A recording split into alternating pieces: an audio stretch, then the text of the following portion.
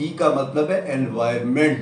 Environment کا مطلب یہ ہے کہ آپ نے اپنی آرگنائزیشن میں ورکنگ انوائرمنٹ بنانا ہے, ورکنگ انوائرمنٹ پیدا کرنا ہے. اس کے اندر صرف لوگوں کو ایک دوسرے کا لحاظ نہیں ہونا چاہیے کہ خالی لحاظ ہے تو وہ ہو جائے گا, نہیں, اس کی آرگنائزیشن کی صاف صفائی بھی اچھی ہونی چاہیے, کیونکہ صاف ماحول کے اندر لوگوں کا کام کرنے میں بھی دل لگ کرتا ہے اور مشینیں زیادہ ٹوٹ پھوٹ نہیں ہوتی ہیں. اگر ڈسٹ نہ ہو تو مشینوں میں بھی ٹوٹ پھوٹ کم ہوتی ہے. تو ورکنگ انوائرمنٹ بہت اچھا آپ کو کرنا چاہیے اور آپ اس کے اندر بہت اچھا وہ ہو کہ لوگوں کا دل لگے, اور جو کسٹمرز ہیں ان کا بھی آپ کی آرگنائزیشن میں دل لگے. آپ کی آرگنائزیشن کا جو کلچر ہے اس کے اندر جو آپ کے لوگ ہوں وہ بڑے سویلائز لوگ ہوں, اور جو آرگنائزیشن کے اندر فرنیچر اور چیزیں پڑی وہ طریقے سے پڑی ہوں, وہاں ہر ایک کا دل لگے, وہاں آ کے کام کرنے کا اور آرڈر دینے کا ہر ایک کا دل کرے. آپ کے ساتھ کام کرنے کا ورکنگ انوائرمنٹ کا بہت اچھا حساب ہونا چاہیے. دیکھیے دنیا میں 3 طرح کی آرگنائزیشنز ہوتی ہیں. ایک وہ آرگنائزیشن ہے جہاں ہر بندہ کچرا پھینک رہا اور کوئی اٹھا نہیں رہا, یہ سب سے گندی ورسٹ آرگنائزیشن ہے, 3rd کلاس ہے. اس میں انوائرمنٹ نہ جو امپلائیز ہیں ان کا دل لگے گا کام کرنے میں, تو کسٹمر کا کیسے لگے گا, جو وزٹرز ہیں ان کا کیسے لگے گا, جو کلائنٹس ہیں ان کا کیسے لگے گا. آپ کا اپنا ہی من نہیں لگ رہا تو دوسروں کا کیسے لگے گا.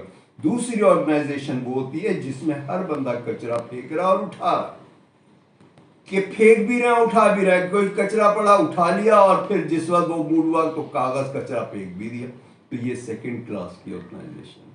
1st کلاس آرگنائزیشن کیا ہے, جہاں کوئی بندہ کچرا نہیں پھینک رہا, کوئی بندہ گند نہیں پھیلا رہا تھا, لیکن کہیں پر بھی کوئی گند ہوتا ہے تو وہ بندہ اٹھا رہا ہوتا ہے. یہ بیسٹ آرگنائزیشن ہے, جس کی ایگزامپل جاپان کی یہ ٹوئٹا اور سوزوکی اور مزدا وغیرہ, یہ جاپان کی کمپنیاں ہیں جو اس کی ایگزامپلس ہیں. وہاں یہ کلچر ہے, تو آپ کو بھی اپنے یہاں یہ کلچر لے کر آنا ہوگا. انوائرمنٹ اس طرح سے رکھنا ہوگا, انوائرمنٹ ورک فرینڈلی رکھنا ہوگا کہ ہر ایک بندے کا دل لگے, کام کرنے میں دل لگے.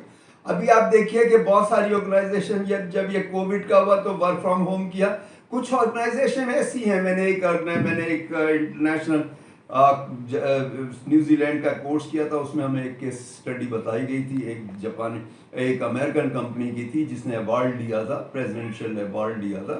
اس کے اندر یہ تھا کہ وہ اپنے امپلائیز کو کہ آپ نے جو کپڑے پہن کے آنے آپ آ جائیے, آپ برمودا پہن کے آ جائیے, آپ کچھ بھی نہیں پہنے, آپ جس طرح جس کنڈیشن میں بھی آپ آنا چاہیں آپ اس کے اندر آپ آ جائیے. ٹی شرٹ نہیں پہننی نہ پہنیے, خالی برمودا آپ پہنیے اور اس کے اندر آپ آ جائیے. جو کنوینئنٹ آپ کو ٹائم لگتا ہو اس پہ آ جائیے, اور آپ کو جو اسائنمنٹ دی گئی ہے پوری کیجیے اور گھر چلے جائیے. آپ 4 گھنٹے میں کر لیں یا 10 گھنٹے میں کر لیں, آپ کے اوپر ہے. تو آپ اسائنمنٹ پوری کریں, جو آپ کا ڈیلی اسائنمنٹ ہے, کام ہے, وہ آپ پورا کر لیجیے. اور اس کے علاوہ اگر آپ کو کوئی تصویریں پسند ہے تو اپنے کمرے میں کسی قسم کی بھی تصویریں آپ بنا لیجیے, لگا دیجیے.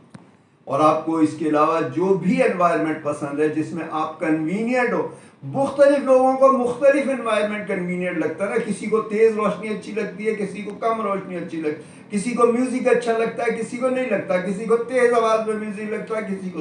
انہوں نے ہر ایک کو امپاور کیا کہ آپ جس طرح سے چاہیں گے تو اس طرح سے اس کی آرگنائزیشن کی پروڈکٹیوٹی. وہ سیل فوڈ بنانے کی کسی خاتون کی فیکٹری تھی, اور اس نے جو ہے وہ ایوارڈ پریزیڈنٹ امریکہ کا پریزنٹیشل ایوارڈ جیتا تھا, جو سب سے زیادہ, جس کو پریزیڈنٹ خود امریکہ کا پریزیڈنٹ ایوارڈ دیتا ہے, اور وہ بہت ویلیویبل ہے. وہاں سب سے زیادہ ویلیویبل ایوارڈ جو آرگنائزیشن کو ملتا ہے وہ ہے جس کو وہ بارٹریج ایوارڈ کہتے ہیں. تو وہ تھا.